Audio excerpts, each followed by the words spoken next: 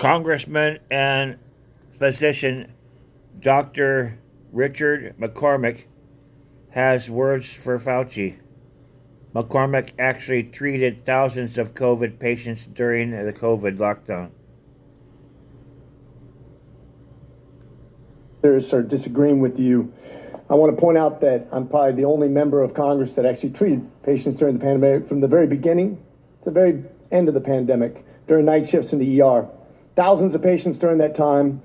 And in 2020, I was censored. My medical license was threatened because I disagreed with bureaucrats.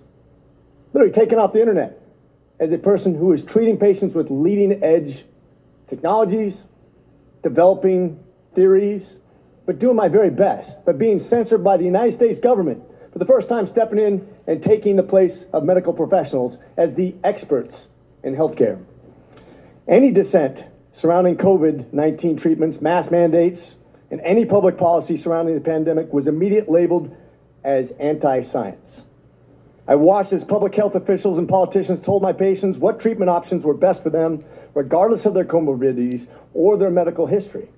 Despite my education and my training and my experience, my opinions were relegated to conspiracy and misinformation by so-called healthcare experts who had never treated a patient throughout the entire pandemic. This has been a black eye on the medicine and has highlighted why government should never insert itself in between patients and their healthcare providers. The American people deserve to make medical decisions through conversations with their physicians rather than politically motivated mandates. Dr. Fauci, did you ever treat a patient for COVID during the pandemic? I was part of a team that was at the NIH that took care. We didn't take care of many of them. No, Okay, so he not didn't treat hands-on. anybody. Got it. Thank you. He had no patients. Why would I be criticized by a bureaucrat for doing my very best as a healthcare? This is a rhetorical question. But why? Why would the government, who has never treated a patient for COVID, you can read all the things you want, but you're not there. You're not seeing patients. You're not watching people die, intubating patients right there with that disease in your face, watching it happen, watching the development of this disease and actually learning from it. But I'm being told by bureaucrats what's right and wrong. And what's funny is everything I was censored on, I was proven to be right. Pretty crazy, isn't it? You said in an interview that you gave as part of an audiobook written by Michael Spector that you believed an institutional should make it hard for people to live their lives so they'd feel pressured to get vaccinated. Could we run the audio clip on that, please? You think can be done about it? I have to say that I don't see a big solution other than some sort of mandatory vaccination. I know federal officials don't like to use that term. Once people feel empowered and protected legally, you are going to have schools, universities, and colleges are going to say, you want to come to this college, buddy? You're going to get vaccinated. Lady, you're going to get vaccinated. Yeah. Big corporations like Amazon and Facebook and all of those others are going to say, you want to work for us, you get vaccinated. And it's been proven that when you make it difficult for people in their lives, they lose their ideological bullshit and they get vaccinated.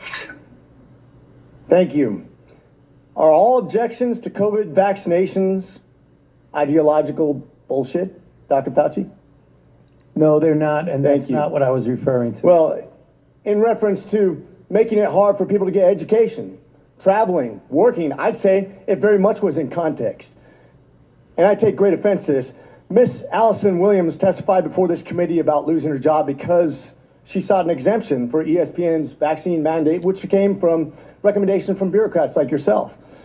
She and her husband were actively working with a fertility expert, a physician, on how to get pregnant, and agreed with the premise that she was young, healthy, wanted to get pregnant, and shouldn't get the vaccination for medical purposes. But she was fired because you made it hard, just like you said in your statement, because you didn't want to make sure that the ideological bullshit got in the way of her working, of living her life, of making a medical decision with her healthcare professional.